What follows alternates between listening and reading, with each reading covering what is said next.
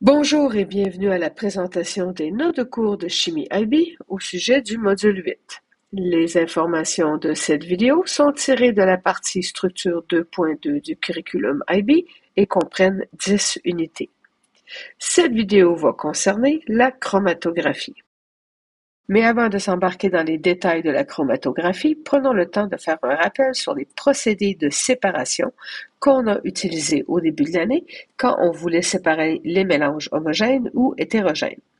On en a utilisé quelques-uns en classe et décrit d'autres théoriquement.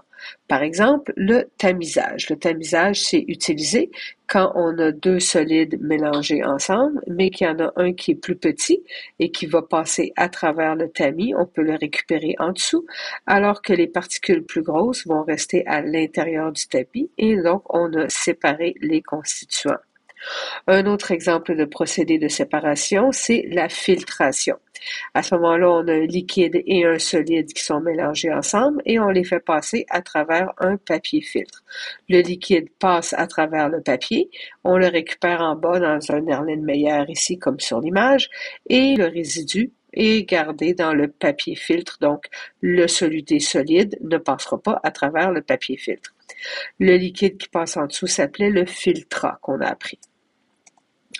Un autre procédé de séparation, c'était la décantation. Celui-là est utile quand on a deux liquides qui sont insolubles l'un dans l'autre, dont on dit qu'ils ne sont pas miscibles et qui ont des masses volumiques différentes. Le liquide qui a la plus grande masse volumique va être en bas, celui qui a la plus petite masse volumique va être sur le dessus. Comme exemple, ici, on a l'huile flotte sur l'eau.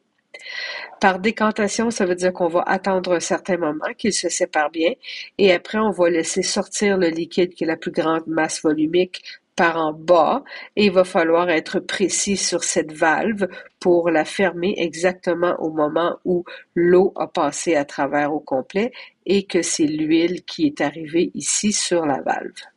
Ça, c'était pour la décantation. Un autre procédé de séparation, c'est la dissolution, qui est utile quand nos deux substances solides qu'on a ici n'ont pas la même solubilité. Donc là, on a du sable et du sel, et on rajoute de l'eau.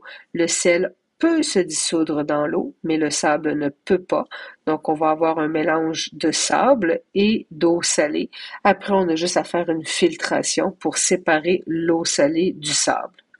Comment on va faire pour récupérer le sel qui est maintenant dissous dans l'eau? Donc, pour séparer les constituants de l'eau salée, ce qu'on peut faire, c'est une cristallisation.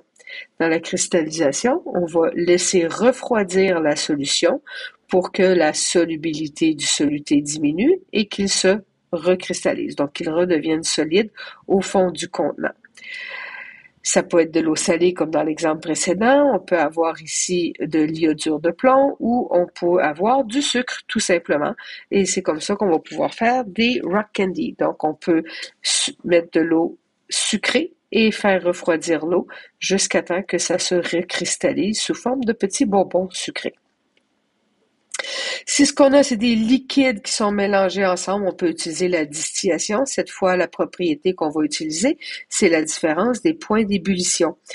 Le liquide qui bouille plus facilement, donc à une température plus faible, on va le chauffer jusqu'à son point d'ébullition. Pas trop haut parce qu'on ne veut pas atteindre le point d'ébullition des autres solutés ou du solvant. Donc, on va atteindre le point d'ébullition du soluté qui est le plus bas d'abord, il va s'évaporer, ça veut dire qu'il va devenir sous forme de gaz. Le gaz va monter et on va l'attraper ici dans ce tube qui s'appelle le condensateur. Dans ce tube-là, il va refroidir le gaz jusqu'à temps qu'il redevienne liquide et on va le récupérer à l'autre bout sous forme liquide. Donc ça, c'est un procédé de séparation des constituants liquides basé sur leur différence de point d'ébullition. Mais celui qui nous intéresse maintenant, c'est la chromatographie. Donc, dans la chromatographie, on va utiliser des propriétés pour séparer les constituants d'un liquide avec un montage comme celui-là. Alors, comment ça fonctionne, ce montage? Bien, il y a deux parties dans le montage. Il y a la phase mobile et la phase stationnaire. Bien, le mot le dit. La phase mobile, bien, c'est la partie du montage qui peut bouger et la phase stationnaire, c'est la partie du montage qui ne va pas bouger. Dans les chromatographie qu'on va faire en classe, ça va être surtout des chromatographies sur papier. La phase mobile qu'on va utiliser, ça va être un solvant. Ça pourrait être aussi simple que de l'eau, ou ça pourrait être de l'alcool, ou ça pourrait être un autre liquide qui va être utile selon les propriétés de l'échantillon qu'on veut séparer. Et la phase stationnaire, ça va être du papier. Un papier absorbant qui va réussir à absorber le solvant et à accrocher l'échantillon et les différents constituants de cet échantillon-là. Le montage à sa version la plus simple se ressemble à ceci. Donc, on a notre solvant en bas, qui est la phase mobile. On a la phase stationnaire, qui est le papier, et c'est suspendu pour que le bas de la phase stationnaire touche à la phase mobile. Et l'échantillon est placé juste ici sur la ligne noire qui est là. La ligne noire n'est pas submergée dans la phase mobile, elle est juste au-dessus. Et là, le solvant va monter dans le papier, donc la phase mobile va monter dans la phase stationnaire par capillarité et ça va attraper les particules de l'échantillon et à cause de leurs propriétés, ça va réussir à les séparer. Pourquoi ça va réussir à les séparer? Ben, c'est parce que la phase mobile, quand elle va traverser l'échantillon, elle va attraper tous les solutés, mais c'est pas toutes les solutés qui vont accepter de monter. Les solutés qui vont dire non, moi j'arrête, je monte pas plus haut, c'est ceux qui vont avoir une grande affinité avec le papier, avec la phase stationnaire, et ils veulent rester rapidement sur le papier.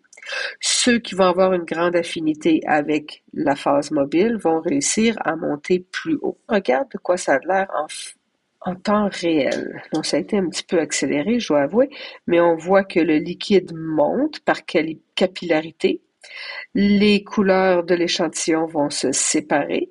Il y a des échantillons qui vont monter plus haut parce qu'ils ont une grande affinité avec la phase mobile et il y a des échantillons qui vont rester plus bas parce qu'ils ont une affinité avec la phase stationnaire. Il y a d'autres types de chromatographie.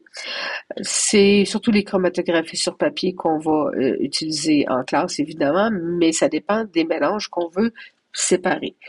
Il y a la chromatographie sur couche mince. Quand on veut avoir quelque chose qui est plus mince que du papier, on peut utiliser quelque chose qui va être en vitre ou en métal. Et dessus, on va déposer une très, très, très, très mince couche d'oxyde de silicium ou d'oxyde d'aluminium. Et cet oxyde-là est tellement mince, c'est comme 0,2 mm d'épaisseur, donc ça va faire une capillarité plus facile et on va obtenir des résultats beaucoup plus précis. Mais c'est tellement mince que souvent on va utiliser des encres phosphorescentes pour bien voir. C'est pour ça qu'ici sur la photo, c'est comme vert. Un autre type de chromatographie, c'est quand on va avoir une phase stationnaire qui est liquide ou comme gel. Donc, dans ce cas-ci, on va avoir une colonne qui est remplie de notre phase stationnaire et on va mettre l'échantillon à séparer en haut et non pas en bas. Par-dessus cet échantillon-là, on va rajouter notre phase mobile et à mesure que la phase mobile va essayer de descendre dans le gel, elle va attraper les parties qui sont mélangées dans l'échantillon et réussir à les séparer. Les parties qui vont avoir des grandes interactions avec la phase stationnaire voudront pas descendre très très rapidement et les parties qui ont des grandes interactions avec la phase mobile vont vouloir descendre plus rapidement. Et c'est ça qu'on va pouvoir séparer après par une valve qui va nous permettre d'attraper séparément les échantillons quand ils vont atteindre le bas de la colonne. L'autre, c'est quand on va avoir des gaz qui sont mélangés. On va injecter les gaz dans un tube qui contient notre phase mobile, donc un gaz qui n'est pas réactif avec le gaz qui est injecté. Et la phase stationnaire, elle est ici dans ce tube-là. À mesure que la phase mobile traverse la phase stationnaire, les constituants de notre échantillon vont être séparés. Ceux qui ont une plus grande affinité avec la phase mobile vont sortir en premier et on va pouvoir les attraper. Et ceux qui ont une plus grande affinité avec la phase stationnaire vont prendre plus de temps pour traverser la phase stationnaire et vont sortir en deuxième. Dépendamment de combien de temps ça prend, on va pouvoir le mesurer. Bon, on le mesurera pas en 50 tout le tour. Nous, en papier, on va le mesurer en centimètres. Et ça, on va appeler ça le facteur de rétention. Donc, pour connaître le facteur de rétention, on va comparer la distance qui a été parcourue par le soluté que je veux mesurer et le comparer avec la distance totale qui a été parcourue par la phase mobile.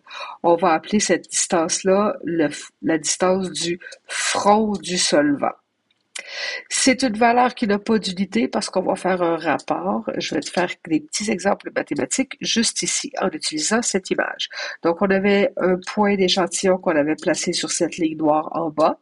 Avec la chromatographie, le solvant a monté et ça a séparé les différentes parties. Le rouge s'est séparé en premier, le mauve va monter plus haut et c'est le bleu qui est allé le plus haut. La distance qu'on mesure, c'est toujours par rapport à la position qu'on a mis l'échantillon. Donc, 2 cm ont été atteints par le rouge, 6 par le violet, 8 par le bleu. Le front du solvant, c'est la hauteur totale où le solvant, donc la phase mobile, a réussi à monter. Ça va toujours être plus haut que tous les solutés. Pour calculer le facteur de rétention, on va faire le rapport entre la distance parcourue par le solvant rouge, disons, et on va le comparer par la distance totale qu'il aurait pu parcourir s'il avait une grande affinité avec le solvant, et c'est-à-dire le 10 cm du front du solvant. Le rapport étant 2 sur 10, ça va donner 0,2. Parce que je fais des centimètres divisé par des centimètres, je n'ai plus d'unité. Donc, ça veut dire que le facteur de rétention du rouge est de 0,2.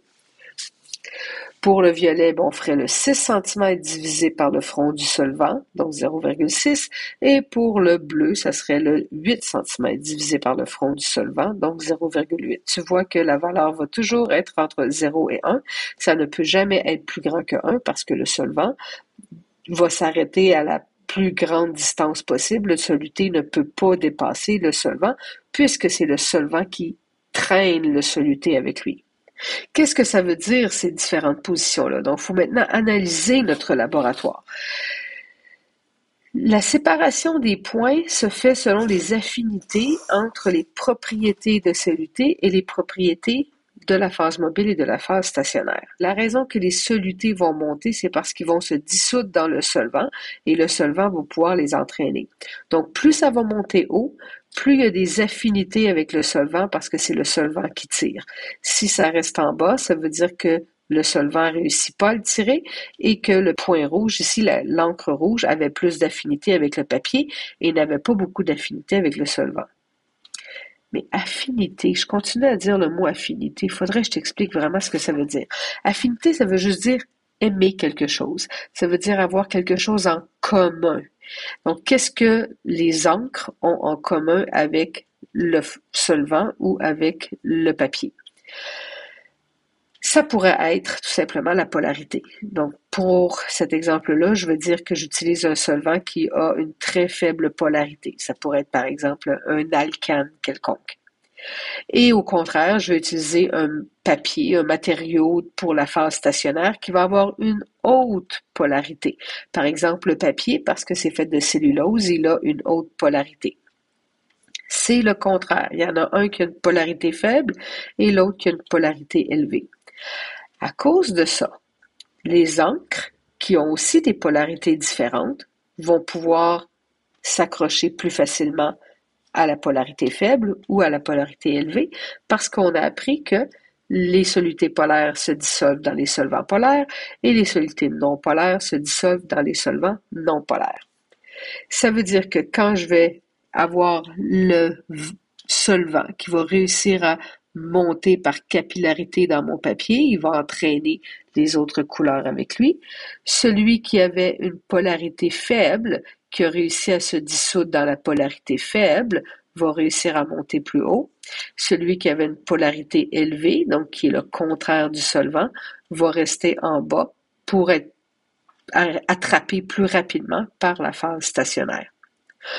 Bon, là, j'ai dit polarité, mais c'est pas nécessairement toujours polarité, ça pourrait être d'autres choses. Ça pourrait être, par exemple, la solubilité, ou ça pourrait être si ils sont capables de faire des liens hydrogènes, ou ça pourrait être si c'est des grosses molécules ou des petites molécules, ou ça pourrait être s'il y a des charges, ça va s'appeler l'électrophérèse.